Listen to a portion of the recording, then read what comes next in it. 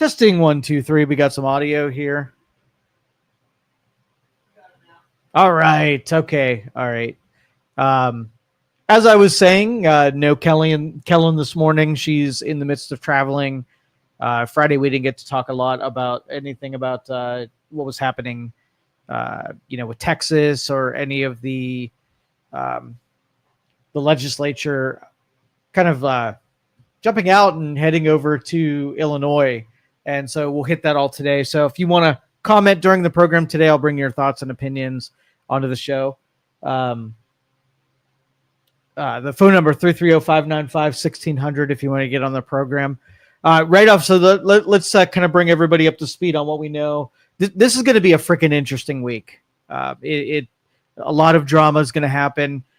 Today there is a press conference. President Trump is going to be talking about the crime in D.C., the homelessness in D.C. And I know a lot of you don't know the role that D.C. plays in the political scheme. Is it a state? Does it contribute? Does it have a governor? What role it plays in things. I mean, I guess most of us kind of got the indication like on January 6th when there was, riots outside the Capitol during the post-election scene, whether or not, we can send National Guard troops into D.C., whether or not the mayor has to be complicit in that dispatching. So really what Trump said over the weekend was that we got to clean up D.C. The violent crime, the homelessness is a blight on it. And from personal experience, when I am forced or have to drive around the D.C. area, it hurts my stomach. Like it's not something that I feel good about when I drive through that area. The concentration of money that flows through a city that's not even really a city, it breaks my heart because what's happening there. Everything that you fear about what government is illustrated when you drive through. And the packing the Supreme Court and making DC a state and the political advantage that goes along with that. How should DC be treated? Is it, in Trump, a couple of his statements over the weekend, is treating it more like, hey, this is federal property. It should have government assets on it. Nobody should really live there or do business there. It shouldn't even really have crime except for the ones that are happening within the halls of Congress. It should just be, like a state park. And so Trump is thinking sending National Guard troops there, taking over the situation with curfews and regulations and just cleaning up what is the territory of the federal government.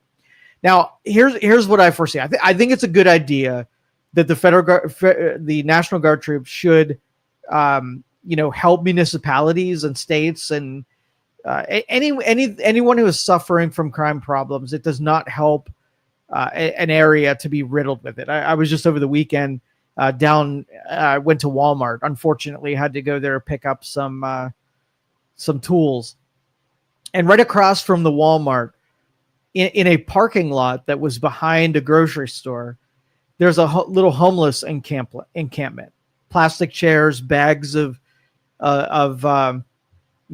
personal belongings, a place to set up food, a place to sleep. And I'm thinking, like,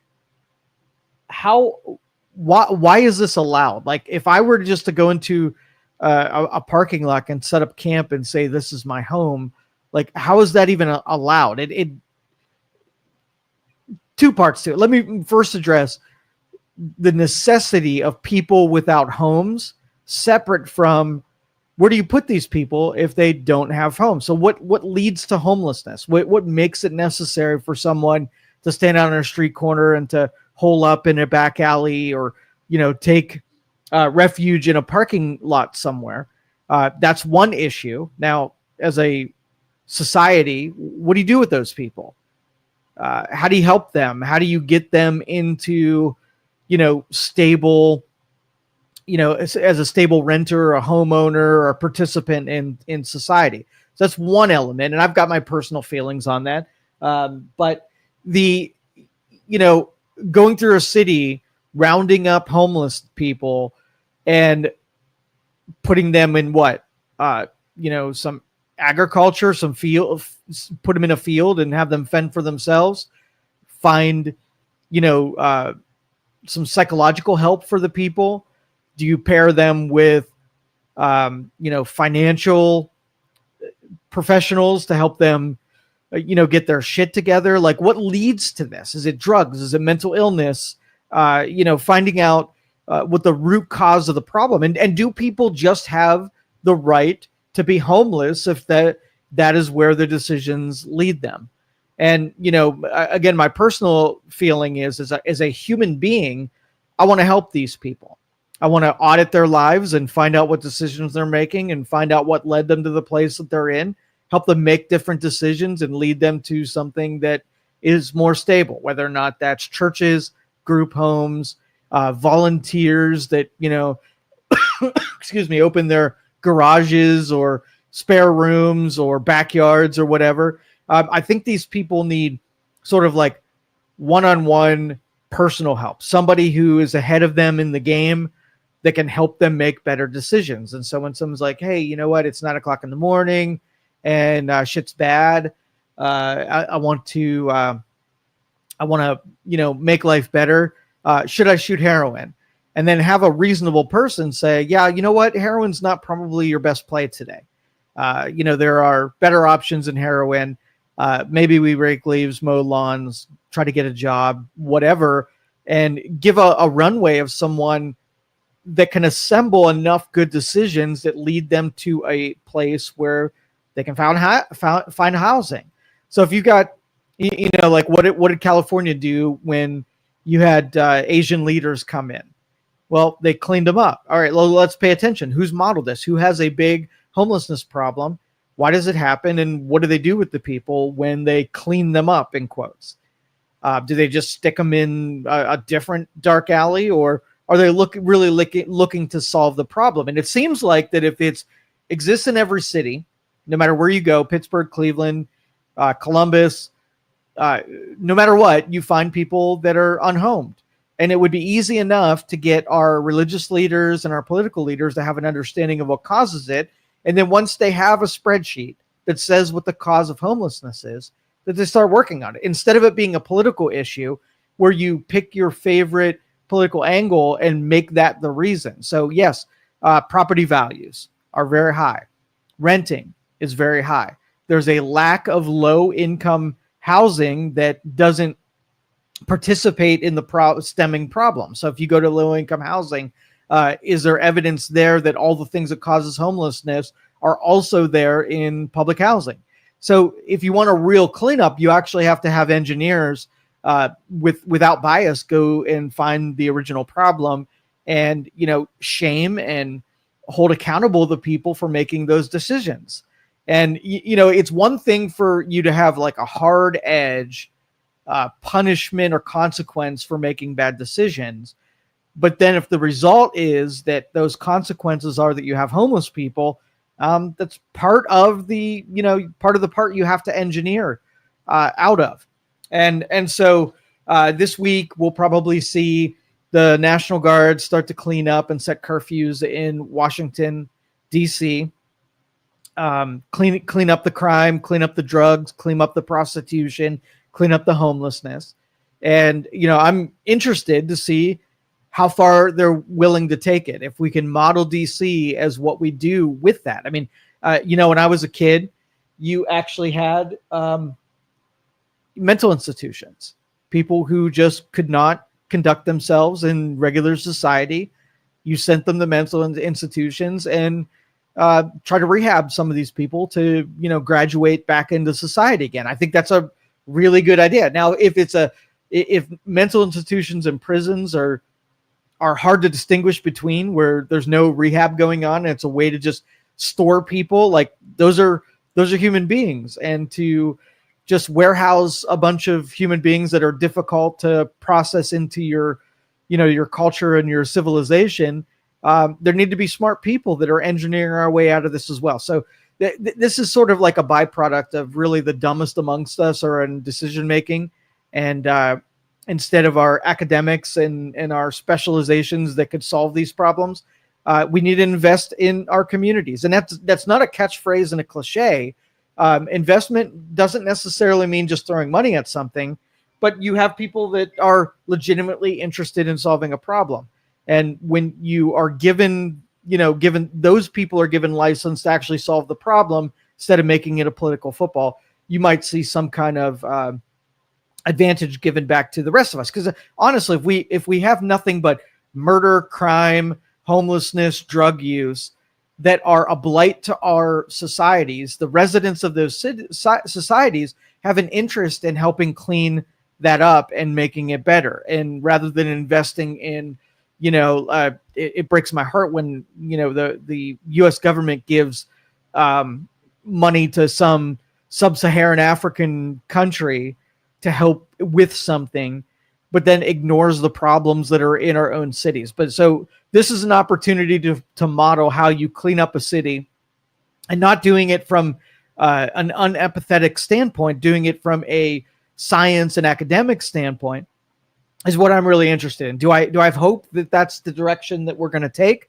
Absolutely not. I don't think that we're going to take this opportunity. I think it's going to be just something else in politics where the Democrats are going to pounce as, the authoritarian is coming in and using National Guardsmen and the military to solve a problem. When do you really think the finesse of the military and National Guard is what it's going to take to clean up a problem? I think not. But Trump's going to make the moves. The Democrats are going to make the moves. It's basically what it comes down to is whoever's going to move faster. If the Democrats frame this as an authoritarian control of a city or a territory, a federal territory like DC is, then the Democrats win. If the Trump moves fast enough, cleans it up, and I already saw memes this morning about how DC has solved some of their problems and lowered crime and whatnot. So the game is on, and it's a political game. So we'll see what comes out of Washington, D.C. Also, the federal government's prosecution of some of the previous administration's coup attempt on the Trump administration, whether it be Comey, Obama, Comer, all of that class, even including Hillary Clinton, and how it was justified to use the federal government to stand against a president that was duly elected, and what ends that they were willing to go to. So do you have any faith that the prosecutions and the indictments and holding these people accountable is a real thing? I sure as hell don't. I don't think that we have it in us to prosecute. I mean, when it comes to Trump and the 34 felony indictments when he was running, we had some backbone, we had some balls. But when it comes to taking aim at other people who have done that and worse, I just don't think we have that fortitude to come through on it. So we'll see what today brings. It's going to be interesting to see what that comes out of it. But I really want to get to the Texas stuff, because that stuff, I'm legitimately fascinated with, because it sort of like outs a compromise in what the public is willing to deal with. The gerrymandering is probably the number one part of the equation, and how Rush Limbaugh at one point said that politicians' first objective above all things is to be reelected, given political advantage, accumulating the power to stay doing political things, because it's a good deal. I don't know if you know this, but politicians don't have to do a lot, and they get paid handsomely for not doing a lot. You don't even have to be all that smart. You can be the dumbest amongst us and get a representative position. Me as a libertarian, or has a bent towards federalism and libertarianism, I look back to the spirit of what the true genius of the people who founded this country had in mind when they started engineering and orchestrating, the United States of America.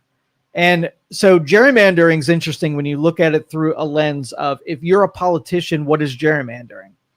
When you're in control, gerrymandering is a really strategic move, right? You give your party an advantage. You carve out territories that will give your opponent a disadvantage. And, you can make it seem like the minority view is the majority view.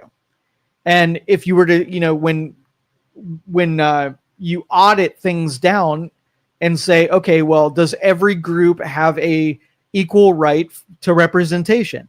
Does a farmer have an equal right to a urban dweller? Does a scientist have equal rights? So representation in government means that when you forge out the people who go to the halls of the House of Representatives, whether or not your voice can be heard by your elected representative. So through gerrymandering, every state is guilty of this. Almost every state is guilty of this. And if, what should it be? When you draw lines on a state diagram of taking different districts of the state, what should be the considerations? Should it be political advantage, or should it be representation? Should you draw a big box around a bunch of farmers and you get a farmer representative to government? If you take a ethnic group, should you have your representative be an ethnic group? If you have a racial class, should a racial class be representative? And where is the hierarchy of what's most important for democratic representation in the federal government? So if you're, we'll use the state of Texas. Do you think that the state of Texas is, if you redistrict, cut out, whatever amount it is, like maybe I've heard anywhere from 5 representatives to 12 representatives, or a 19-point swing in the representative government. Is it righting the ship, or is it just taking the swing of the pendulum and moving it in the Republicans' direction? Well, for a Democrat, you think, well, yeah, this is absolutely, Democrats are going to have hell to pay if they lose 19 voices in the halls of Congress. And if you're a Republican, you're like, well, no. It was jacked up before, and this is just making it a little bit more right than it was prior to this. And it takes an unbiased, nonpartisan, reasonable person to look at your lines and see what you were trying to accomplish, knowing that the spirit of states districting is up to the state, but the spirit is that, your state gets to decide who gets represented for your state. And if it goes too far in one direction, where it was just about number of House seats, I even saw this morning, House of Representatives, if you were to ungerrymander all states and just do have AI drought districts of common interests, setting the priority being what the legislature can affect those districts. How many seats would the Republicans hold? I saw 250 Republican seats and 180 Democrat seats, or around that part. So if you did it unbiased, there would be a huge slant to Republicans.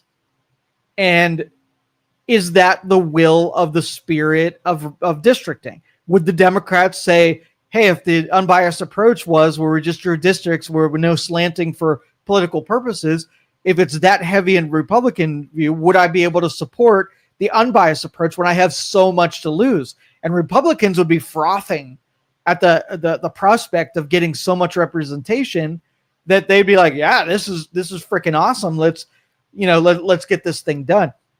And so the real political matter at this point is, this is a debate and a battle that happens within the state.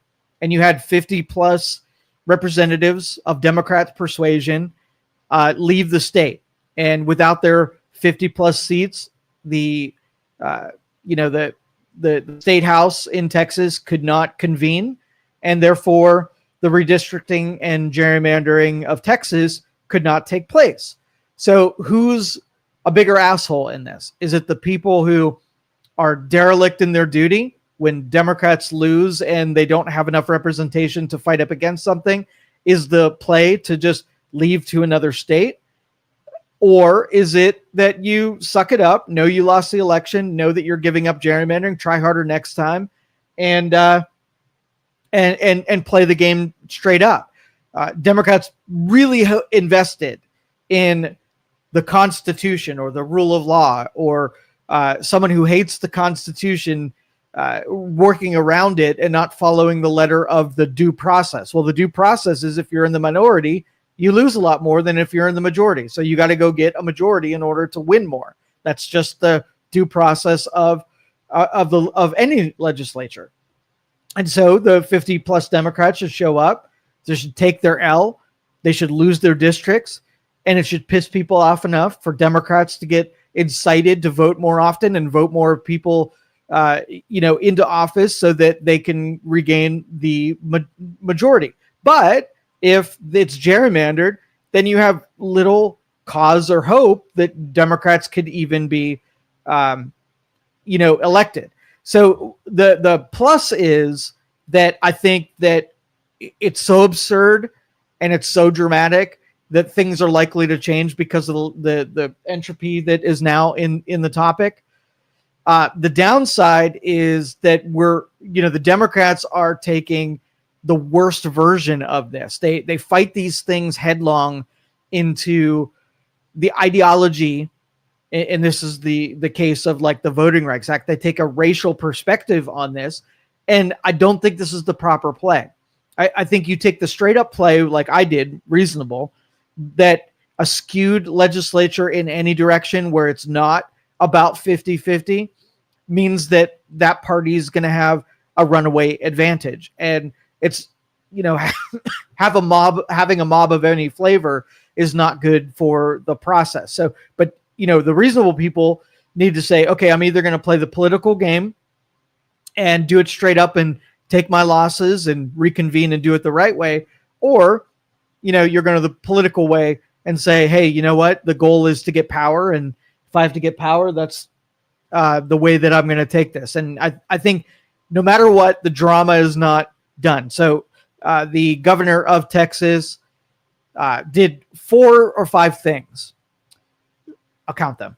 So number one is the warrants out for the rest of the 50 plus Democrats who are holed up in Chicago. Mostly symbolic. I don't necessarily think that the state of Illinois is going to extradite these people so that they can show up in Congress. So yes, it matters, but it doesn't have much in the way of teeth. Number 2 is a $500 fine that can be levied against these Democrat legislators to come back to Texas and do their job, or they're going to be fined $500 a day. Now, I've seen on social media there are plenty of people who are going to pay their fines so that they can continue to delay the inevitability of the redistricting of Texas. And number 3 is no payment. And so direct deposit for the wages of a government official. You can't collect a check unless you come in person. And if you're in Illinois, you're not going to be collecting a check. So the power of the purse is meant to put pressure on, come back, collect your check, and do your job and duty as a legislator. And I do have to point out the contrast. And if any of us, we decided to throw a tantrum and leave work and not do our job, it would be of higher priority to fire the shit out of you if you decided not to show up for your job. No matter if you felt you were justified in not showing up or you had great reasons to show up, if you don't show up, you got to be fired to bring somebody in to do your job. And so the next element that the governor of Texas threw out there was vacating those seats and filling them. Now, there are a couple of them. If you're got a House seat and your district's going to be gone anyway, Jasmine Crockett was one of those where the district is likely to change and her seat is likely to go away in the next session. You've got nothing to lose because you're unemployed and you can't even be elected because your district's about to go bye-bye. So for her to stay away, I could totally see her taking that angle on it. But for the rest of them, the people who will have a district to come back to, we'll see how hard and how long they can keep that line with that extra pressure. And it'll keep getting ratcheted up. I do believe that eventually they'll come back because I think they played this game a couple of years ago. But you kind of got to look at it from a philosophical standpoint and looking through the eyes and the behaviors of your opponent. What if your opponent was doing this to you? What if Democrats had control of California and all of a sudden the Republicans decided to say, all right, well, we're out. We're going to go elsewhere. What would your angle be on them? Would you be taking a counter view? Would you say, well, you got to do your job and, get to work? And even those Republicans, would you be like, hey, it's justified. Like we have a true minority and we can't win this battle. And our only play is to, go to another state and disrupt the process. It's a little bit different of an angle. Now, us principled people, no matter what side is doing it, you elect a principle and you stick to it no matter who's doing it. So if you have a job and you're being paid to do it, you show up and do your job and take your L. That's my perspective. And I don't care if it's a Republican or Democrat doing it.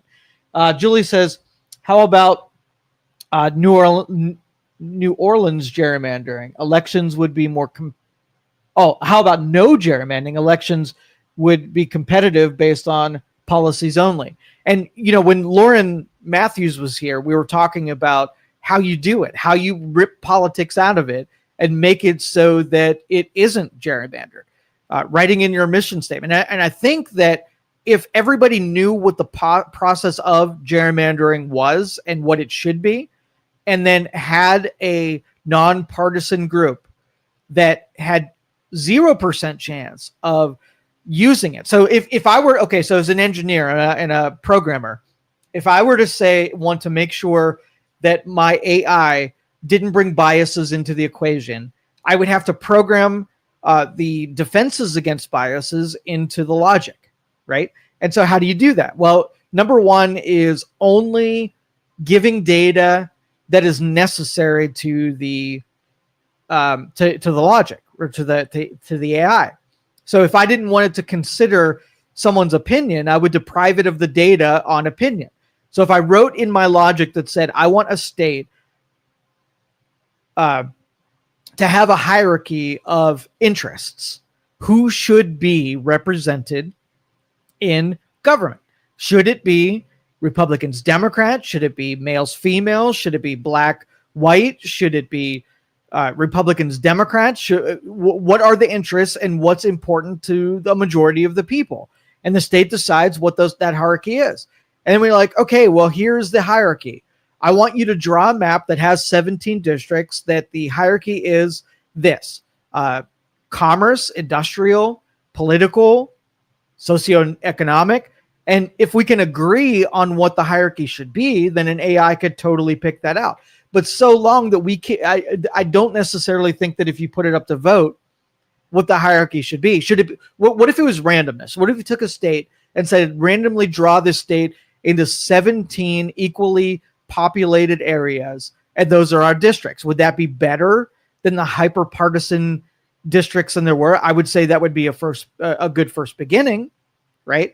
And then you can add some sophistication after your AI was able to draw those laws just based on I don't care who you are. I don't care where you work. I don't care what your interests are. It's basically saying there are 60 million people. There are 15 districts. I want you to draw lines around every 2 million people.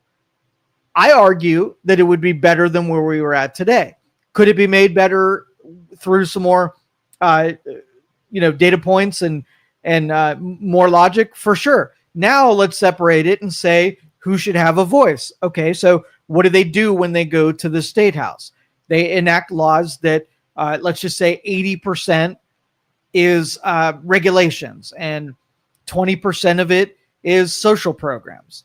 Okay, well, now we tell the AI, go out to the same data set, and I want you to take an interest on industries, representative industries. So if you have farm workers versus service workers versus financial workers, divvy it up so each one of those groups within the same subset is equally represented, with population numbers still being an element. But instead of 2 million random people in each group, let's put those groupings in consecutive, order. So you don't want Toledo and Columbus to be in the same district. So you almost need to have a grouping, but group it then by similar industries, but also a 20% weight on, social programs and feeding people, healthcare, housing, and so on and so forth. So, but you can add some of the sophistication after you've done the first part, which is let's first rip the bias out of it.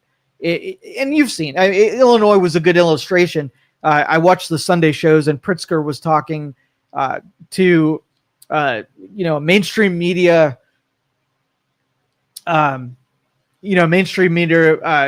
desk clerk here, and the question was asked: how can you put the emphasis on gerrymandering in Texas when Illinois is equally gerrymandered?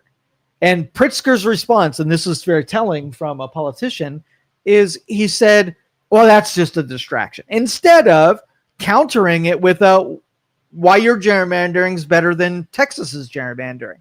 Because if I'm a politician and I come out and say, a reasonable politician, and I say, you know what, we got to work on that. We got to make Illinois just as good as the principles that I'm looking to inflict on Texas. We got to shore up gerrymandering no matter what it is.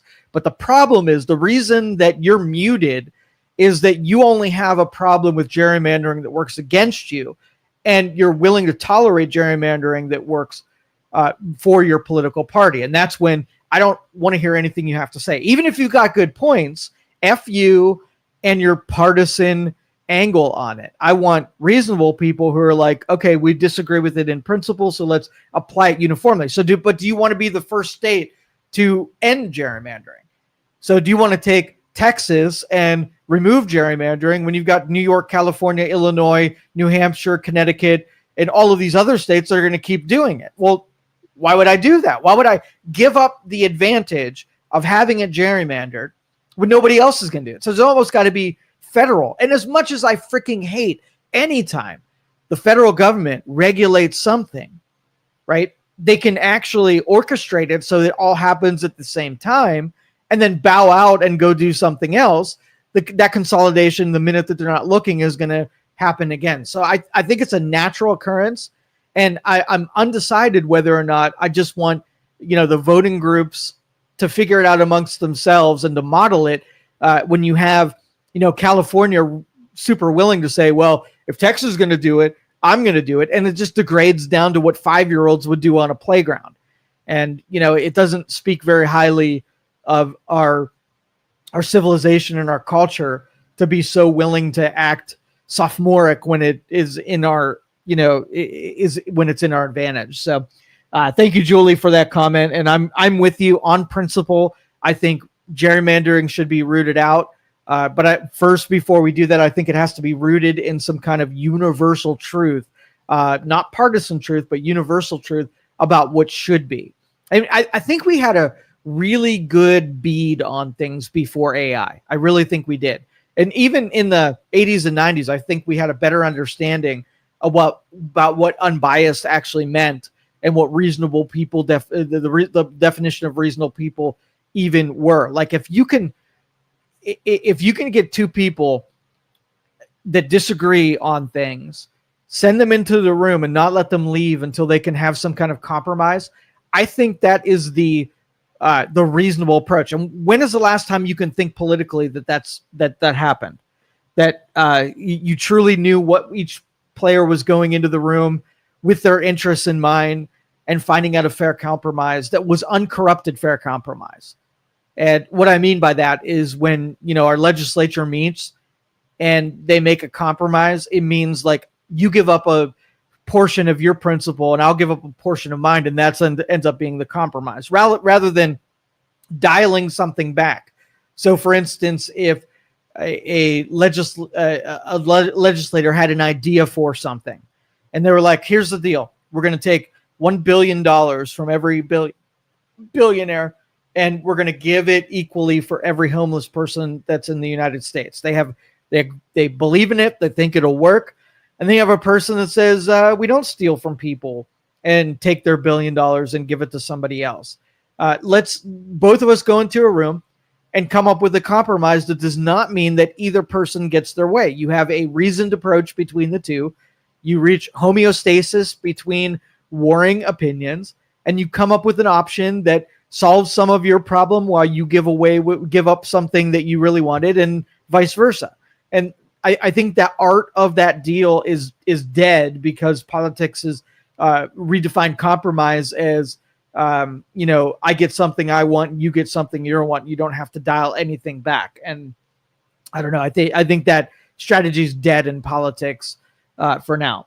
330-595-1600 if you want to get on it. Welcome everybody. This is Youngstown's Talk Channel. Thanks for letting me get that off my chest, off the onset with what we're about to experience today. And speaking of AI, little bit of this is connected in a way that we talk about homelessness as the people who, for whatever reason, have not been able to merge into traffic to prosperity, whether or not it be bad decisions or a lack of knowledge or drug use or mental illness, whatever those are. You're still going to have a big group of people who are not going to be able to join with everyone else. And everyone else is going to be like, hey, it's so easy. Come on over here. And everybody in it like, it's unobtainable. I can't get there. And you have this disconnection. And the more people that arrive in that homeless camp, no pun intended, that it's harder to then rehab those people to join it, because it's not just the person that is incongruent with the prosperity, but the environment or the infrastructure is moving further away. So as we contemplate AI, we're going to displace a bunch of people. I mean, picture a 60-year-old right now, and let's just say tomorrow AI starts taking over everything. And go back to the 90s when the advent of the computer and digital things were done. I had a bunch of people that said, I'm not doing digital. I'm just going to stay on paper. I'm comfortable. I know what works. I'm not going out and learning that stuff. Those people immediately assumed a disadvantage when it meant competing with people who then were doing digital, because they could do things faster. They can do it better, more organized, with more accuracy. So you chose the disadvantage because I don't really want to change. And you can't take 340 million people in a country and expect all of them are going to be willing to change towards the new thing that's happening.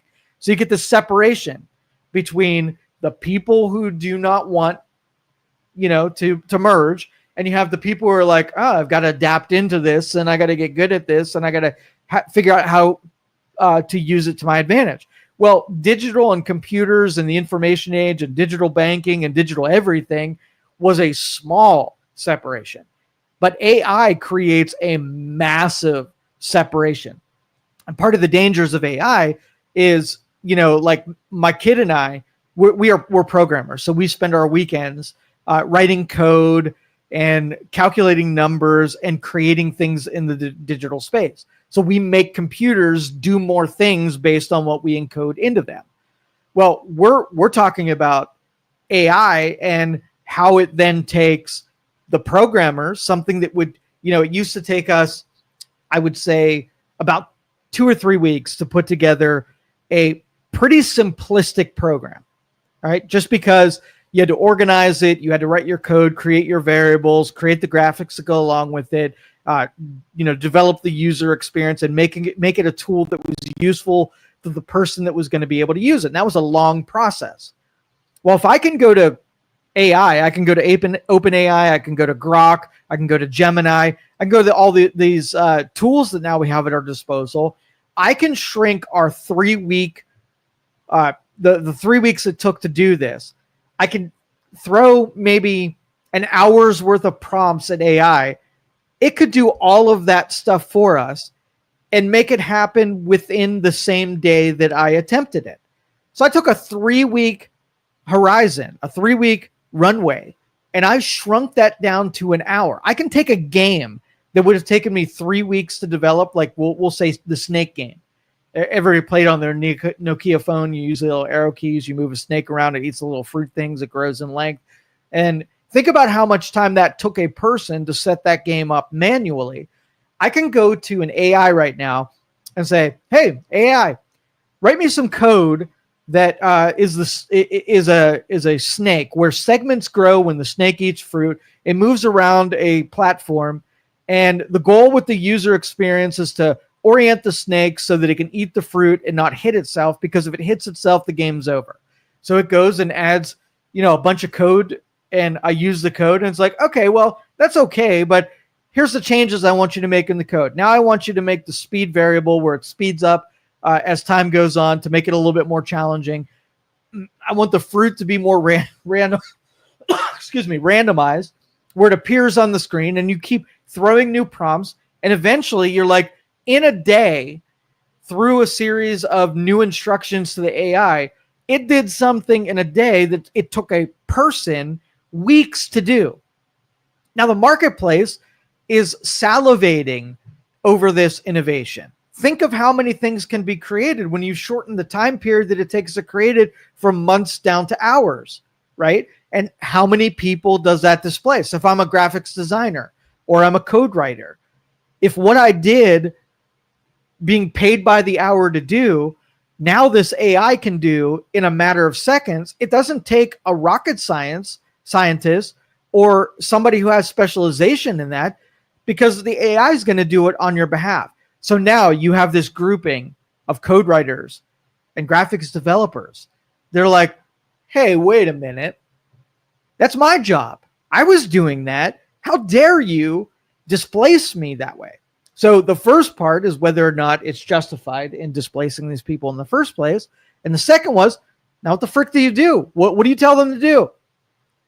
Go learn to what? We told them the code before, and now coding is done by AI. So what do you do with those people? Are those the next homeless people? The people who went and got the education and got the specialization and did the practice and worked years on their craft, and all of a sudden you're like, oh yeah, AI is going to do your thing now. What do you do with them? And so these are real hard questions about, the benefit is that it's going to happen very slowly, and there are specializations that are going to be or displaced slow. So we have time to think about what we want to do with it.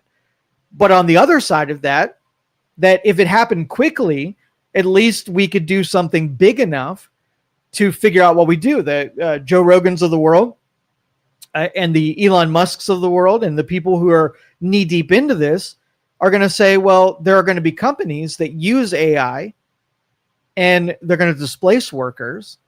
And the use of these tools, whether it be robots or AI, we should just regulate it. So the same amount of money that I was paying a manual person to do this, I'm now paying a computer system, and artificially inflate the rate, and then use that money to just then pay people that were doing this job that same money. So I'm a manufacturing facility, and I had 10 employees that were assembling and boxing things up and shipping them out to customers. I have a robot that does it now, where it costs $100,000. So my employees were making 60, and I had 10 of them, so they're making 600,000. And my robot now is 100,000. It can do all their jobs 24 hours a day to the same deal. So the government comes along and says, hey, I'm going to put a tax on your robot of $500,000 per year.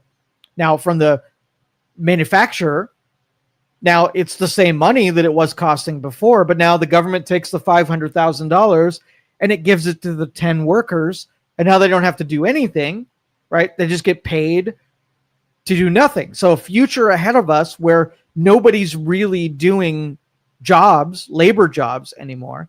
Everyone is free to be creative and innovate and experiment and whatever. Sounds really nice if you are reading Utopia, but it's completely a culture killer to have people without purpose. Maybe of those 10 people, that are now collecting $100,000, $60,000 check, and they wake up in the morning like, oh, I don't have to go to work today. The money just shows up in my bank account. How many of them will say, ooh, I've got all of this spare time now, and I can go and create? And how many of them are like, all right, I'm going to go game, and I'm going to go on vacation, and I'm going to live my best life. And then does that lead to, and this is where it would be helpful for, psychology and the academics to say, how many of those without an actual 9-to-5 purpose are going to come to the conclusion they need to reinvest that same time that they were in labor and invest it in some kind of creativity, innovation, or something productive? I would say, just Joe's guess, 50%. 50% are going to buy all the booze that you can handle and feed all of their impulses and destroy themselves. And they're going to be the ones that are on the street corners, with mental issues. And 50% are going to be like, oh yeah, I'm going to invest 8 hours a day in creating the best music and artwork and next innovations in technology and all of that. And we'll have massive growth in innovations and creativity, while at the same time we have a massive growth in mental illness and people feeding into their temptation. So it's almost like if you engineer this out, the responsibilities are you have to plan for the people who do and the people who don't with the same kind of effort. Because they can't just be a casualty of war and like, oh, okay, well, when there's 50% of the population that are collecting a check and becoming destructive, whatever, well, you can't own a house and have a business and go on vacation if 50% of your countrymen are destructive criminals who are blighting every space that we'd want to visit to or operate business in. You got to plan a little bit better than that. Now, while I don't have the answer because it is a rhetorical and a thought experiment type of question, you have to plan for that. So what before you, spoiler, the genie's out of the bottle. We are already doing it. So the consequence is just a matter of time before that happens. So what sculpts civilization? And rather than waiting for the elusive unicorn of people just discovering morality and good decisions and whatever versus the vices and impulses that are likely to visit them, what's your answer? You're going to have a bunch of money, right, to be able to pull it off, and you're going to have a slow sliver of this happening over a long period of time. What's your move? And until we are putting equal emphasis on developing the technology as we are as fielding the fallout from that technology, then there's going to be a time in the future that we're going to visit. We're not going to like the outcome, and every dumb person who unthoughtfully just decided to proceed, they're going to be surprised and shocked, but it's not going to be a real authentic shock. It's going to be how did that happen? I thought you were going to do that. No, I thought you were going to do that. And we're going to live in a world that is less valuable than it is today. Even though with such a supreme technology, it could have been so much better. It's going to be worse because we did it. We have dumb people in control that couldn't think through the problem. Liam says, if we didn't do this with robots taking over auto jobs, why would we do this for AI? I mean, come on now. That's actually socialism. At least what you all thought socialism was 5 years ago. And you could argue, though, that the flow of this didn't change, right? So where manufacturing switched to automations and the displaced workers that used to do those automations, where did those people go? Well, it was evolved in a sort of like a seasoned industry where a lot of those people could go away into retirements and they could go into other industries because it wasn't universal. Where the auto industry did, there were other companies that didn't, and those skill sets were able to migrate. When you take jobs where you can't retire people and you can't easily lodge them elsewhere. Fortunately, the auto industry was a very lucrative industry. So those people that were displaced, they had it good for a good period of time. And so it wasn't as, abrupt. But you take look at Las Vegas, for instance. Las Vegas is changing. Why? Because the competition for what Las Vegas did is at an all-time high. And you have people who were in those industries that no longer will be in those industries in the future. Why? Because you don't have to travel to a city that did gambling. Gambling's freaking everywhere. And the more states that allowed gambling to happen with their own casinos meant that there were going to be less people that hopped on a plane and went to casinos in Las Vegas.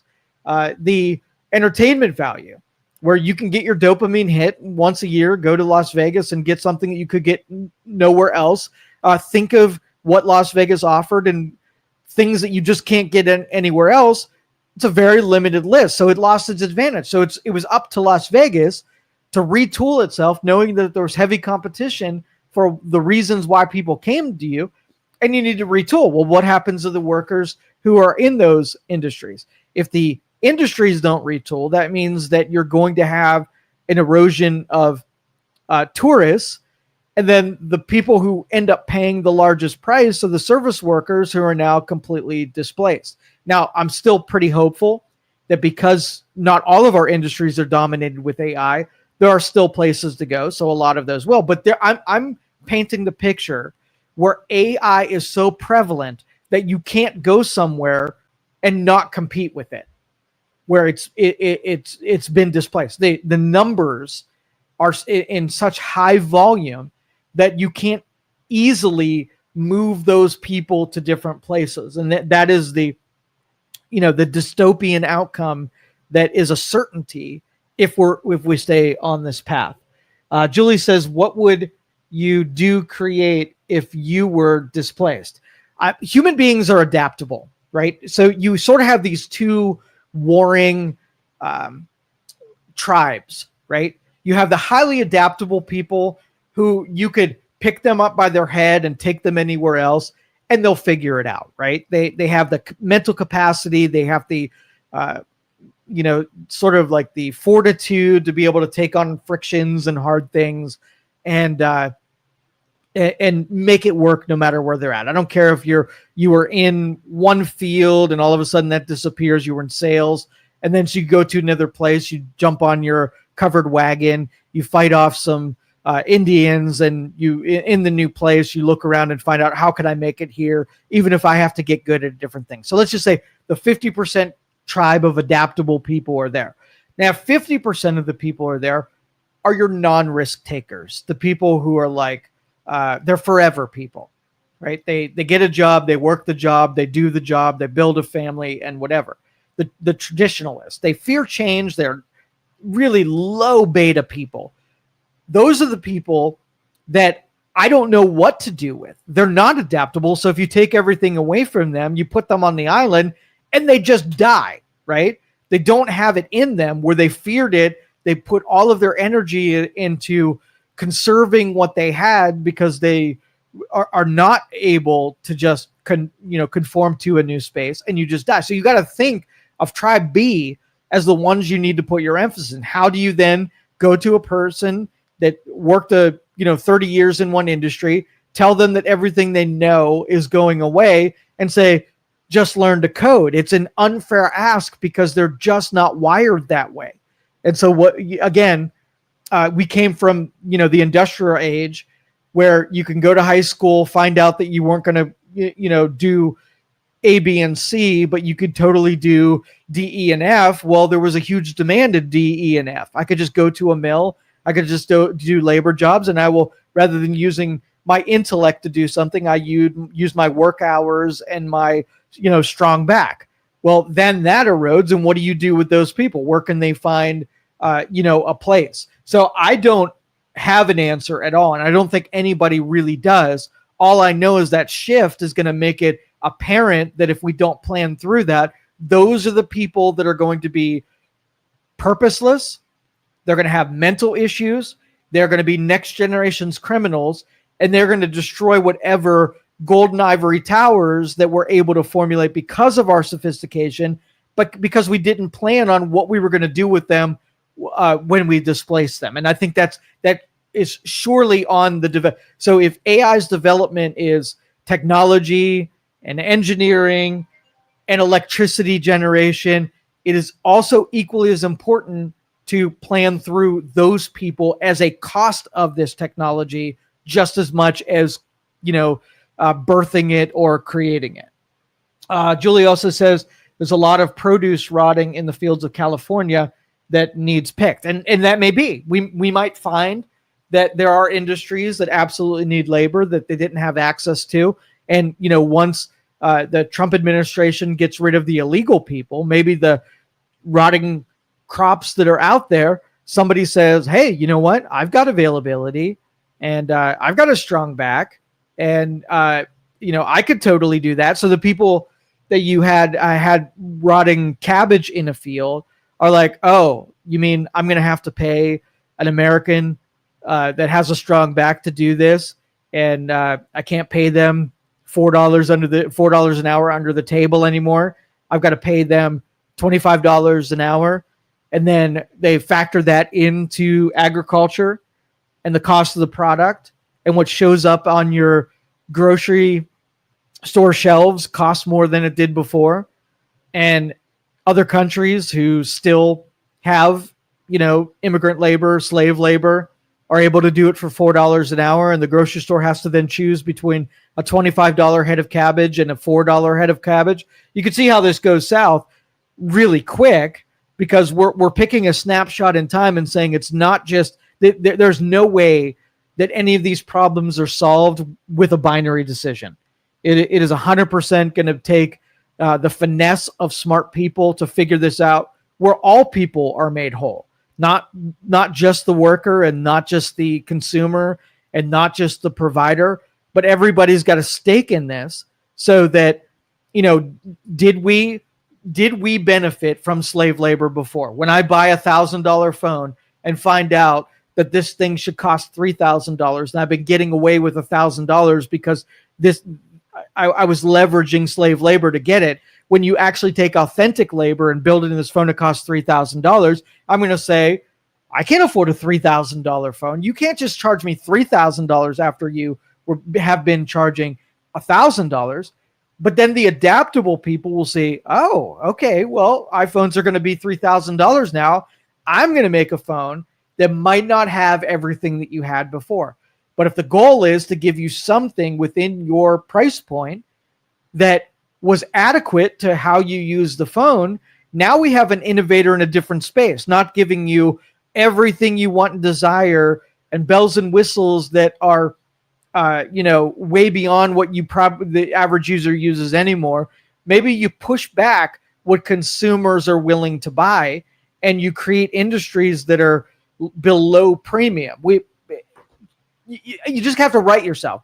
Is it worth experiencing a premium product, right, that was cost effective, but only made that way because of slave labor?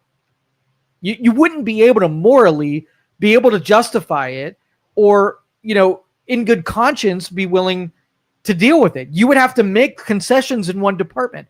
Either I pay the premium for the premium, knowing that none of this, none of the stuff in this phone was leveraging slave labor, or I got to dial back and deal with a less premium product that authentically had legal, well-paid labor in it. And that's just the end of it. So if, let's just say we put tariffs on all products that basically make all foreign goods cost equal to everything that you buy in the States. That would be a one-for-one authentic cost, because here we pay labor, United States labor, they're not regulated, don't pay the same labor stakes that we do, and have all of these advantages. So I then have to say, if I'm a good person, I don't want to take polluting the environment and slave labor as a consequence for me to get a better deal on this phone. And to Liam's point, that we have taken things that we don't believe in, and we've almost expected them and think we're entitled to those things. So, do you think that, okay, if you pit these two things against one another, do you think companies make too much money? Second question, do you think labor makes too much money? And if we decided to say Apple Computer, instead of 100% markup, I'm going to force you to do a 50% markup. And the cost of goods come down because we force the company to make 50% less profits. And we did the same thing to labor. You're making $30 an hour. I'm going to force you to come down 50% on the labor costs. Now, you basically controlled the formula on both sides of the equation. You made the product cost more because you forced labor to make less money, and you forced the company to charge less money. And if the phone then gets cut in half, but you make half the amount of money, so instead of $30 an hour, you make $15 an hour, but your $3,000 phone it costs $1,500, and you make it proportionally deflated on both sides of things, so long that companies don't get greedy and labor doesn't get greedy, then we can lower those costs to be more competitive with outside fields.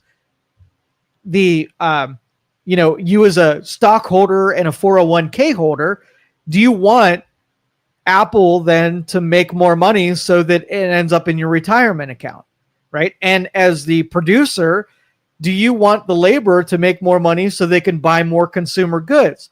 So it takes like these unbiased versions of it and weight both sides of the equation. So we're not pro-labor and we're not pro-business. We are not anti-labor and anti-business. Both sides of them play a crucial role in what happens next. And you both have to be have to have a unbiased person fairly arbitrating that number down to a lower number, or at least proportionally growing that number over time. Is it slave labor or labor that is being paid commensurate with the cost of living in that country? And it could be that, I had a friend, he was a chemist, and he and I worked on a bunch of product developments, and he operated in California, and he developed powders, sort of these. It's hard to articulate and explain, but anyway, the overall product was he developed them in California. So he paid California regulations, he paid California raw materials, he paid California labor rates to develop this product. And when he went to market on this product, he had to charge $30, we'll say, per container of this product that he developed. And then he found out that South America existed. And if he went to South America, he went and made California money. He made, I think, 15 or 16% profit margin on his product. He sold it for about 3 years. He made a healthy dose of, paying back his investment on creating this product. And he was like, oh, I made $2 million. I'm going to go to Indonesia. All right. And I'm going to have somebody I knew down there that helped me get, some of my products sold in Indonesia. They're going to vouch for me in that government. And then I'm going to go down there and I'm going to look at labor costs and say, holy crap, these people are willing to work way less than in California. And raw materials. Oh my goodness. Like I could buy these raw materials like 1/10 of what I could in the United States. And then regulations. There are none. Like I can do whatever I want. They don't really care at all what I do to the environment or whatever. I'm going to go to Indonesia. I'm going to do the same thing that I did in California. And my profit margins, now if I sell to the United States, I shrunk my margins, or I shrunk my operating and development costs on this product down to less than 10% of what it was when I developed it in California. And then, because I'm South America, I could actually sell to the United States, same exact freaking product. And instead of 15% profit margin, I have an 80% profit margin. Why would I not do that all day long? So the temptation for developers to operate in, sort of like environments that allow such gross huge profit margins, why would you not do that? And at the same time, guess what happened when it came to taxes? Taxes were minuscule. And you could buy a house, instead of it costing you $2,000 a month, it would cost you $50 a month or $100 a month, because you were dealing with low cost of living, low cost of labor, low cost of supplies. So what does that do to Indonesia? It props them up and allows whatever they do to raise money. Third world countries and industries that are behind where we're at, it helps them to develop. So what we probably did to countries during our industrial revolution, other countries then are doing to our industrial revolution, and we're paying into those economies to develop them up and make Indonesia strong, and giving that dude for sure an advantage, and could give low cost of. So if that dude, instead of a 15% margin, let's just say it costs $30, and he shrunk his profit, or he grew his profit margin 80%. So of that $30, he was almost making $10 of profit margin on every product. Let's just say he was like, I feel kind. I'm going to sell into the United States, and what used to cost consumers was $30. I'm going to cut my margin down and just make it 50%. I'm still making a better profit margin than operating out of California. The consumer then only has to pay $15 rather than $30. They love it, because now a product that used to cost them $30 was $15, and we leveraged it so long that dude wasn't breaking any laws or taking advantage of slave labor or polluting in the environment. The consumers could easily get addicted to it. But was it an authentic cost? Let's just say Trump puts a tariff on Indonesia, and they make a 1-for-1. So when this dude sells back to the United States, it cost whoever bought it $15 on top of what the wholesale cost was. And on the market, it's still $30 again, right? And so at least it puts consumers and creates the willingness to compete against this product, because the Indonesia made one is $30 and the one that's made in the United States is $30. And I would rather support a US company than an Indonesian company.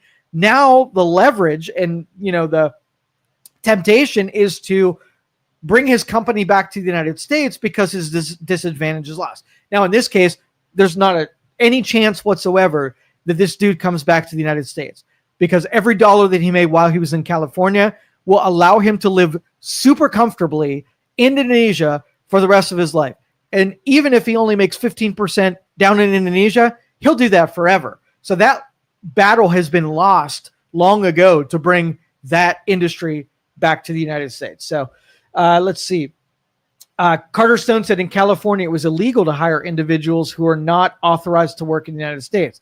If you're a company, you can be fined from $200 to $2,000 per worker. My fear with that, though, is that administrations and law enforcement and Department of Justice were kind of given the license to turn a blind eye to those people. Either, for one thing, either your politics say that you don't want to disenfranchise illegal immigrant workers, or companies who are making big bank on using illegal labor in the industry that they are. So if you're a politician, you're playing this really dynamic game where you're going to make somebody mad no matter what you do. So it's almost like you have to play the status quo, or else you got a consequence to be able to do that. So we're nice to say that companies were fined. I'd love to see the data to find out how many of those industries actually had to pay those fines, in California. Because my guess is, and this is just Joe's opinion, is that I bet you that didn't happen very often. And if it happened at all, it was a token gesture to say, see how it wasn't a strongly enforced policy. Julie says greed is the bottom line for most companies. It's an original sin since the Adam and Eve. And I would say workers are the same thing. You have to say that companies aren't the only ones that are exposed to greed. Politicians, greed. Laborers, greed. Individuals, greed. Churches, greed. Everybody's greed. So it's not that you pick the thing like greed and only target one audience. Target everyone. And the end result is when you start unraveling the fabric of morality, you end back at religion, because religion's really the only organization that systematically martyrs themselves for the principle. and stays consistent that the sin is what's wrong, and it's not that we pick our favorite sinner and that's the one we target. So I'll agree with you. Companies can be greedy as individuals, as all those other categories that I cited are also equally as greedy. As more of those agnostics and atheists and secularists are amongst us, greed takes a bigger hold on all of our institutions because now there's no consequence. Would I rather have someone who's afraid of greed and therefore, even though they might do it, know that they're probably going to burn in hell for greed? Or do you think it's just the people who are agnostic or secularists who are like, oh, greed, there's no consequence unless I get caught. Let me do as much greed and then find out that the only greedy people that we go after are companies. And so, yeah, I agree with you, Julie. But I don't know. That was a long diatribe. And I got to move on from the greediness of, AI and what it, but I mention it often enough. And I did this on my tech show. I told you all what was going to happen. I told you all if you let the genie out of the bottle, what was going to happen. I told you all if it's not engineered correctly, it's going to be a curse rather than a blessing. And this is just one in a many lines that you as a consumer are in control of this. And if you don't band together and decide how you're going to treat it, you're not going to expect companies to do the right thing. Companies do not have a soul. They are going to go after the dollar because we reward them and almost make it legally 100% chance that they are going to try to make as much money as they possibly can, and only doing things, ethics and morals are only going to be in line with what they have to do, not what they want to do. They will only follow. I mean, we saw with DEI, right? We saw companies chasing what was virtuous only based on the public pressures of what they had to do. We had some companies go full bore and do what they knew would be rewarded culturally from consumers. And then now that and look at it, if you take a Disney, for instance, if you take a Disney who went full out woke, and there were the group of people and the media and everybody who laid on how awesome this was, and they had a bunch of sales on it, and they got rewarded because they were virtuous. And then culture kind of shifted and said, well, we don't kind of want the woke anything. And then they look at the red ink on their balance or their profit margins and how consumers are supporting them. Are they still willing to go woke when there isn't a financial advantage to go woke?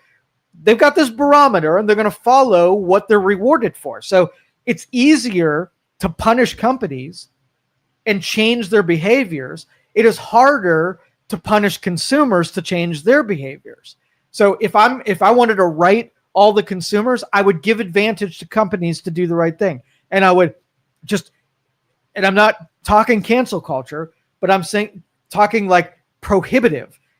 Do not spend money with people you disagree with, and watch companies look to serve you in the way that makes them more money so they can reward their shareholders and their directors. Carter says, true, California does not enforce any laws. You can steal anything as long as it's under $900. And that is 100% the true. Politicians put up a good front that they are, for the rule of law. But when it comes down to it, they're fungible, right? They are super willing to push on the limits of, excuse this, that lawbreaker, regular citizen, totally go to prison. Donor breaks the law. Well, let's make it a little easier on that dude. Oh, the guy that sits with me in Congress breaks the law. Let's go really easy on him. So yeah, thank you, Carter. I appreciate it. And as promised, I'm going to move on from this a little bit. A little local politics here. This has grinded my gears a little bit, and just the way that it goes down, it seems like Youngstown politics always has a habit of embarrassing me when it comes to dealing with sophisticated things. But there is a company that they're operating in other parts of the country. And what they do is they take refuse tires, old rubber, and they contain the tires, use high pressure, high energy combustion, and they use that combustion to create energy. And so down here in Youngstown, a small facility, I think it was more of a proof of concept facility. Went through the process of putting a facility, getting EPA to sign off on it that it was a safe thing. And all of us kind of watched as the entire city rooted and pushed against the innovations in electricity here in Youngstown. So we have a lot of refuse tires that are going in landfills, and some companies are chopping them up and using it as a landscape for, parks and stuff like that. But for the most part, we've got a lot of refuse. We create a lot of rubber tires, and they're sitting in piles elsewhere. We don't know what to do with them. So a company comes along and says, I'm going to try to make that into energy, and I'm going to try to do it as safe as possible. And if the EPA comes along and says, yeah, this doesn't look like it's a direct, disruption to your local ecology. You're not going to do pollution. You're not running anything off the rivers. You don't have anything going in the air that is above minimum. Signed off, green check mark.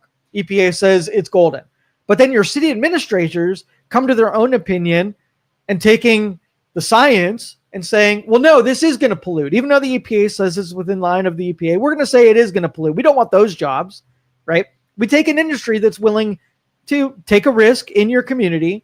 And what do? You gang tackle them, put a moratorium on the development of this industry. So if the city of Youngstown doesn't want people to innovate, what do you freaking want? What are the industries? Do you want an Amazon like what we did out in where was that? Lake Milton, Lordstown, wherever this stinking thing was. Did we embrace it and say, no, we want your labor jobs and shipping and distribution? Do we want your warehousing for, the home warehouse? We haven't figured out as a community what the frick we want. Do we want technology? Do we want industry? Do we want heavy? Do we want labor? What it is that we want? Because it seems like everything that comes into town, we take aim at and we do our best to make it as hard as freaking possible to actually happen here. Like, why can't we just be entrepreneurial minded? And when anyone takes interest in them, we're like, come on, we don't have to be pushovers. We don't have to be bootlickers. We don't have to be someone who's willing to, trade our principles for something to come in town. But why do we have to be so obstinate for anybody who freaking looks at us? There's going to be a point where we're going to be so radioactive to the business community that they're not going to want to deal with us because there's 1,000 easier places than us. We're not going to look at that Youngstown because they're a little bunch of bitches who all they do is whine and complain every time and have some kind of negative angle on anything we bring to town. We couldn't bring an ice cream facility without somebody saying, we got too many ice creams, or they have the wrong flavors, or they're only hiring people with blonde hair. Like, there's nothing that will make us happy. So as a community, we have to decide what it is we freaking want, what it is that we're willing. So if we don't want energy, we don't want technology, we don't want labor, fine. Pick something and go all in on it. And then we can easily market to those industries. Say, come, hey, you know what? You're our favorite. Come to town. And when we come in front of city council, we're not looking to destroy you or making your life hard or trying to extort you. We want you to succeed in our town because we want to be the ice cream town. So all ice cream industries, come here. We want you.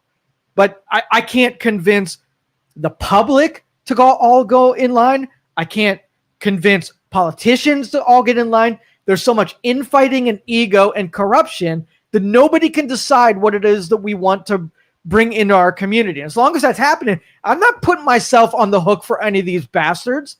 All they're going to do is embarrass me. I'm going to say, oh, Amazon, no, you come to town and you're going to put 1,000 jobs in our community, and you're going to have union employees building the facility, and they're going to pay taxes on things. Come on, I got you. And then I'm going to take all of my political capital and go to the consumers and say, dude, I got their attention. I'm bringing them to town. And then there's going to be some assholes picketing and some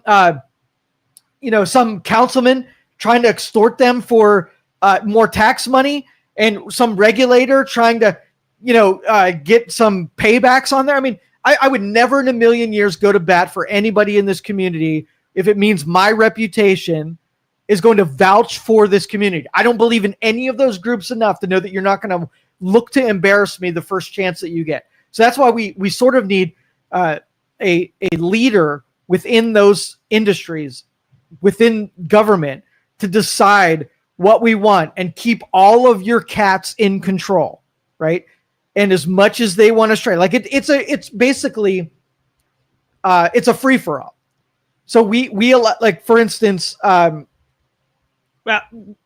it's a free for all where every group that somehow gets butthurt is allowed to be amplified through our media, and all the attention gets put up. I could say I'm going to do a hunt in Mill Creek Park, and you're going to have a dozen people protesting and trying to get in the way. I could put the airbase and put immigrants on flights out of this country, and you're going to have protests.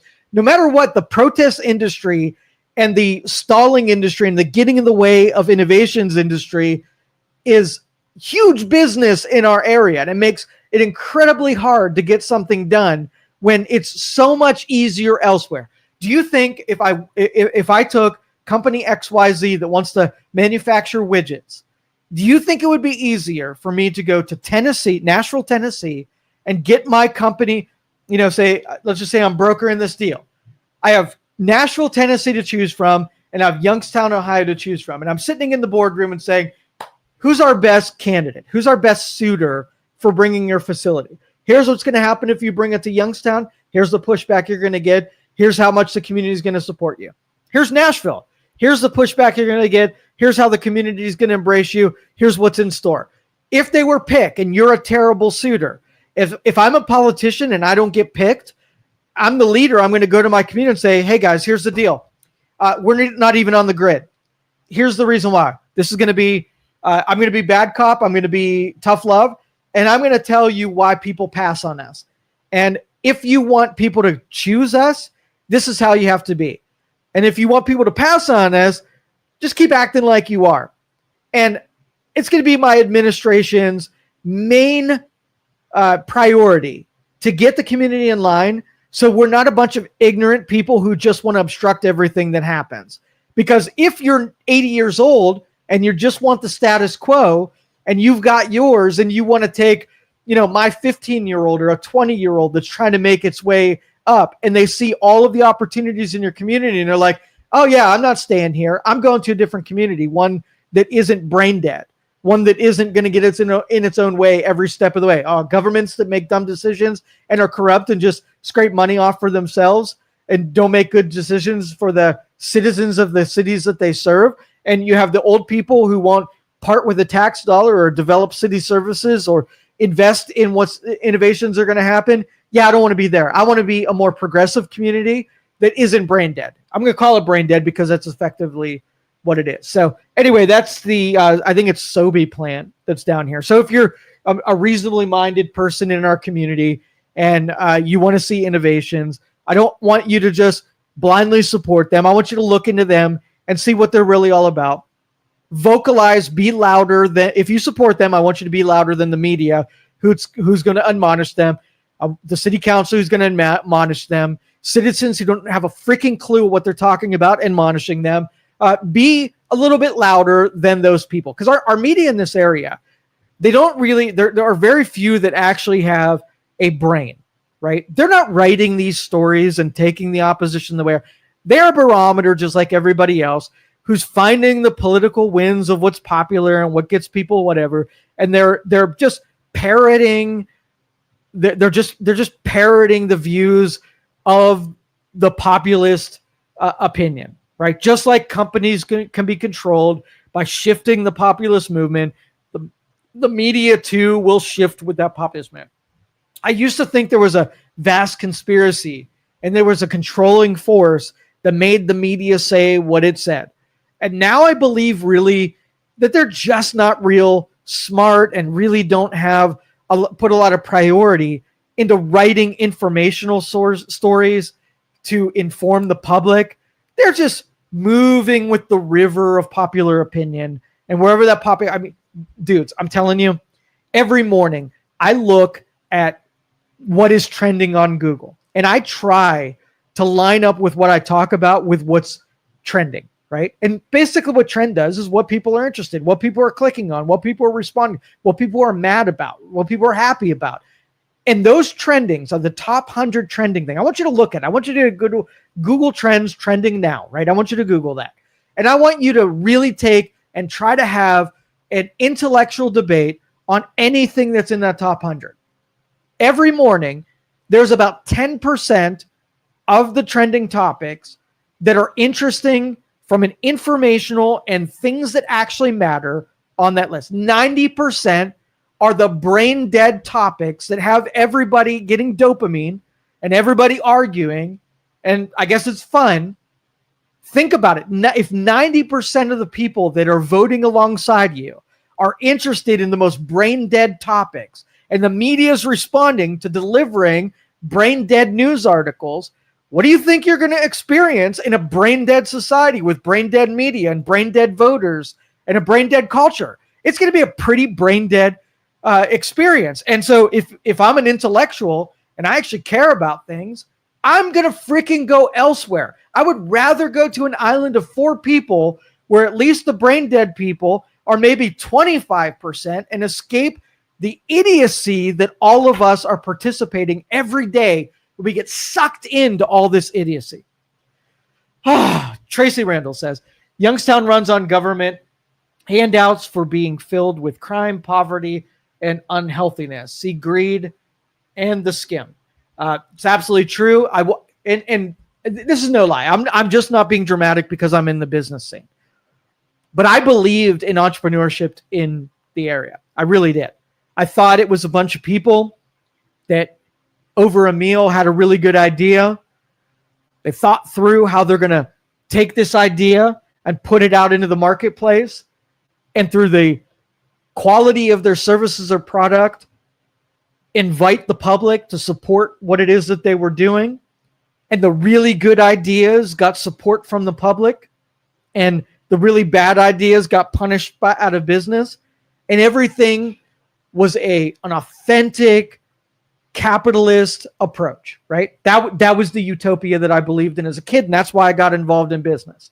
And I actually got involved in business. And what I started seeing was there were a lot of my competitors that got some pretty sweet deals that I didn't have access to. And they held in complete hostage. It wasn't about quality of products and services. It was about who you held hostage. So I might go to a new customer and says, hey, and I might say to them, hey, I can do services better than whoever's doing your stuff right now. Would you give me a shot at it? And the companies would actually benefit from having someone willingness to give them an improvement on what they're getting now. And those companies could not bring their business to me because they would be going against this groove, this rut of compromised dealers, right? These corrupted dealers that they had to do business with because they were doing business with them. So in the beginning, it made it really difficult to get new customers because everybody was not vouched for in a way that there's no way that anybody can improve my quality of products and services. But I was beholden of the network of people who held me hostage there. So what Tracy said is you have, and before I go into that, even today, government handouts were so prolific that most of my competitors were putting an emphasis on government grants and government handouts rather than direct addressing consumer needs. So I am 100% consumer needs. Every one of my customers can break up with me anytime they want, right? None of the money that goes into my checking account comes from government at all. 100% of it comes $0 come from government grants. So government grants work this way. So some legislator puts together a program that they want to see something in the marketplace. So let's just say there are an unrepresented group of people that they feel are getting shafted in a certain industry. So let's pick computer repair people, right? So we look around the computer repair people and we're like, wow, there are not a lot of Latino computer people. And a legislator says, you know what? We want to have Latino repair people. They're underrepresented in the computer repair people. So they will issue a grant. And what happened was Latinos who want to be in computer repair can go to the government, get a check to start their business, and they are now in the computer repair field. So now I have a Latino who their entire revenue stream is what they get from the government competing against me. Do you feel like they might have an advantage over someone who's authentically every day going to consumers and worried only about the products and services? Or do you think the Latino, who they don't really have to even do computer repair, they can sit at home, get their subsidy, and they only have to hit the requirements of the grant that they brought in? So maybe the grant says that you have to go out in the field and you do X, Y, Z, and you have to be compliant with your grant by doing what? Do you think they're going to go beyond X, Y, Z? Now, I'm sure there's a certain amount of them that this is the perfect subsidy to do it the legitimate way, and this was seed money to become a computer repair. Is it fair to me to now have to compete by someone who is funded by the freaking government? And while that's great, we need more of all persuasions in the computer repair field. Legitimate computer repair. What if computer repair company is terrible at it? And there's no downside, because even if they're fired, they are still successful. They can participate in the economy the same way that how do you get rid of someone who has their whole revenue source coming from the federal government? You can't. Now, what if it's a limited field where there's only 100 customers in your area? Now, 50% of them you give up to the person that doesn't even have to compete in the revenue stream. Now, I go out of business doing it the authentic way, and all you're left with is the people who are taking corrupt money from the government to do a job that has no authenticity in the actual environment. That is a hijacked, corrupt formula. So I believe in using subsidy money to get something started where it's not, but not directly competing with people who are actually. So what Tracy said is that government sees us, taxpayers, as a revenue stream. They're not worried about putting good government products and services on the marketplace and be elected because of how good they are doing that. They're looking to see how many more revenue streams they can create. If they can create them by those inauthentic networks where it's like, and I dealt with this, and Niles was a bitch. It was the worst government that I've ever had to deal with. Okay, so if the Niles government, and let's take emphasis off Niles government, because I don't know if they're corrupt. I haven't dealt with Niles in a while, so I don't want to take the current administrations and hold them in contempt for what I've experienced in the past. So what would you say? Let's just say the government mandated, right? Let's just say, not even a government. Let's just say somebody mandate. I'm going to mandate that every year you have to have something inspected, right? So in the spirit of what that mandate is, whatever they're mandating is probably pretty important. We don't want to have fires. We don't want to have floods. We don't want to have something. So they can get away with, from a political standpoint, that the origin of the regulation was that we didn't want to have X. But now here's where the fun comes. Should you then, if I had a business in a city that mandated that I had to have something done on a regular basis, should I be able to pick my provider? Like, I could go to my friend who does this for a living and fulfill the requirement. Or what if the city had to authorize a service provider and they only authorized one company? So I can mandate a service be done, and I can pick who's going to provide that service, and then there's no competition, so they can charge whatever the frick they want. So I could take something that my buddy can do for $25, but if I have to service the regulation, I now have to pay $800 for something that should cost $25. And now the government's like, oh, dude, John's service provider, I'm going to make it so that every customer has to come through you. All I need you to do is I want to make sure that you know where your bread is buttered. All you got to do is make a contribution, a political contribution to my campaign, and we can keep this machine flowing. So now John charges the $25 service, but he charges $800. He gives $400 back to the politician so that they keep making him the only service provider that's allowable. John keeps $400 for himself on a service that the marketplace would be $25. And this is an illustration of what happens with government. You can scale this to every place that a government touches, and you will find this formula works no matter what. And I'm just lowly entrepreneur, right? Here's two important things that I agree with when it comes to business and how things should work. Number one, I need to be able to break up with you any chance I get. Anything in government needs to be break upable. So if you do a good job, I keep you around. If you don't do a good job, you're gone. So anybody who's insulated from the breakup is corrupted the process. So think about it. Let's just say the IRS does a bad job. How can you break up with them? What if you could break up with them? What if they can disappear tomorrow? What if the person is not doing a good job on roads? You can just fire them. What if a mayor isn't doing a job and fire them? So we have elements where you can break up, but there's corruption below those elements that is exactly unbreakupable. So in a perfect world, to hit my first law of principle, so if you create a regulation that stops a fire hazard, right? And it would ultimately be that anybody can hire someone to satisfy that and a 0% chance of corruption.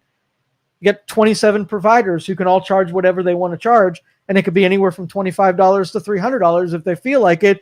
Me as a consumer, I can choose whichever one I want. Low chance of corruption. One provider has a high level of corruption. And so, like Tracy had said, Youngstown has just become where the media and politicians pit the consumers against industry. We took capitalism and entrepreneurship and we bastardize it so that it seems like a bad thing. And we basically gang tackle anybody who wants to do something. And maybe it's philosophical. I know people that I'll formulate a brand new idea and it's in its infancy, and I'll tell them about it, and they will tell me 1,000 ways why it's not going to work. So maybe you have just a class of people who, no matter what you say it's not going to work. And that's fine. I mean, consumers, but it'd almost be like if I were the media and my product was to inform the public, I would not want anyone to think that either I was pro something or against something. I would want to be hard to figure out whether or not I'm an advocate or an adversary of something. But if I'm always on the side of X and I'm always against the side of Y, it'd be pretty easy to show something and say, hey, so you're NPR, right? Did you know that everybody who works there is a Democrat? That might look bad if you want people to believe that you're unbiased. Or all the guests, you have 85% of the guests that come on your show, they're all Democrats. So when somebody looks at that and says whether or not you're biased on, it's going to be pretty easy to tell that you're going to be biased. Or if you have articles that say Trump sucks 50% of the time, and you also had Joe Biden sucks 50% of the time. When I look at those stats, it's like, you're pretty even keeled. You're pretty mean to politicians, but at least 50% of the time, you're equally as adversarial with that group. But if you're skewed on the 90%, people are going to wonder whether or not the information that comes out of your face hole really is there to inform versus advocate. Or if you're at university and every kid that comes out of university is all, woke liberals.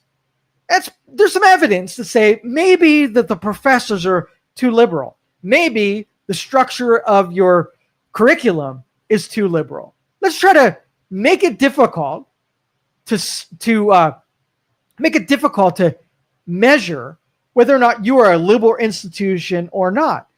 And if you do that, then you have 50% of the people that come out there that come out of your school that happen to be Republicans. Now it could go the other way. I'm picking on liberals because they've captured every institution that I could name. And I want to pay attention to this because a lot is going to come out in the next couple of months about the grading, the report card of what we were able, or the Trump administration was able to take away from liberal slant. You got to think of it.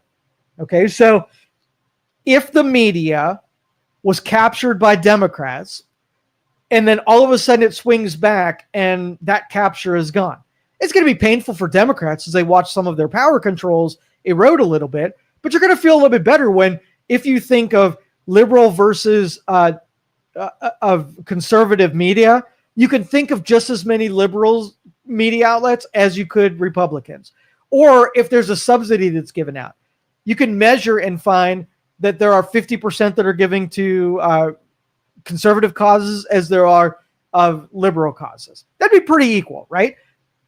But I believe, and the gerrymandering thing is another institution that's going to be broken and shored up. I believe that we broke NGOs, we broke government institutions being able to give Democrats an advantage. We're breaking the Department of Justice and going after Republicans and laying down cover fire for Democrats. We're breaking liberal institutions through DEI, but eventually that no advantage is given to a public school that actually has some kind of political bent. We're getting rid of PBS and NPR that also have a liberal bent.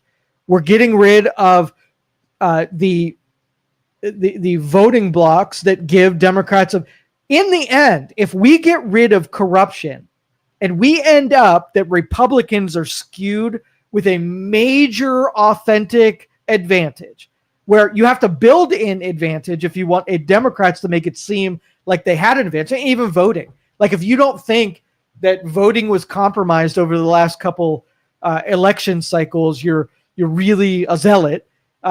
Where if you make them authentic, where you just make it, you show up, you vote, and Republican things win, and you have to cheat in order to get Democrats to win.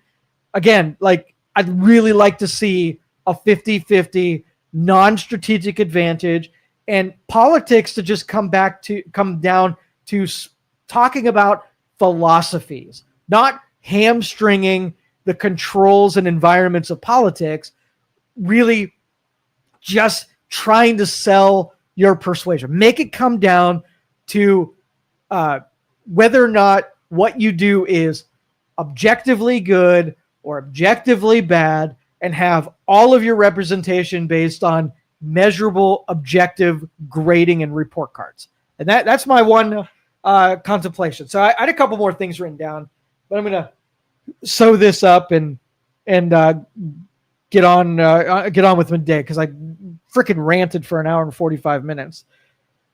Let's see. Yeah, I don't really want to talk about the rest of the stuff. I'm just going to wrap it up here. Thank you, everybody, for joining me here today. MLO Bros will be back tomorrow. We got a busy week. We got the softball game for charity. We got movie night. We've got a couple other things going on this week. But anyway, busy week. But anyway, have a good day. Thanks for joining us, everybody. See you next time. This has been Youngstown's Talk Channel. Thank you for listening to this show on Youngstown Studio. This is original Youngstown content. Feel free to share our videos and tell your friends about us. Don't forget to subscribe to our YouTube channel and follow us on Facebook. Thank you for your support.